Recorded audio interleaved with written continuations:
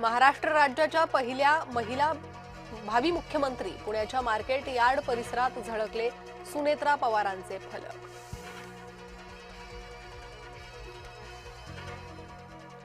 मुख्यमंत्री देवेंद्र फडणवीस आज त्र्यंबकेश्वर दौऱ्यावर, गोदा ते नर्मदा जलयात्रा अभियानाचा शुभारंभ।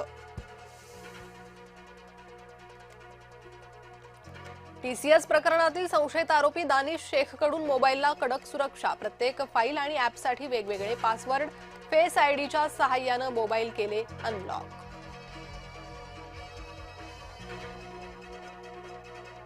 भोंदू अशोक खरातवर आणखी एक गुन्हा दाखल, 8,76,00,000च्या फसवणूक केल्याचा आरोप, सीए ललित पोफळेकडून मृत्यूचा योग टाळण्याच्या बहाण्याने पैसे उकळले। राज्य सरकारी कर्मचाऱ्यांचा संप अखेर चौथ्या दिवशी मागे, सरकारच्या आश्वासनानंतर संप स्थगित, सुधारित पेन्शन योजनेसंदर्भात सरकार अधिसूचना काढणार। भोंदू राजेंद्र गडगे प्रकरणी कारवाईचा फास आवळला, गडगेचे 200हून अधिक व्हिडिओ आणि 90 पेक्षा अधिक औषधं जप्त, व्हिडिओ आणि औषधं फॉरेन्सिक तपासासाठी पाठवणार।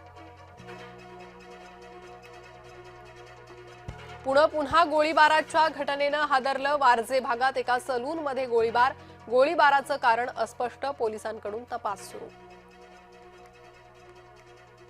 आसनगाव ते कसारा रेल्वे स्थानकादरम्यान ब्लॉक, आज दुपारी 12 ते मध्यरात्री 3 पर्यंत ब्लॉक, तिसऱ्या मार्गाच्या कामासाठी ब्लॉक।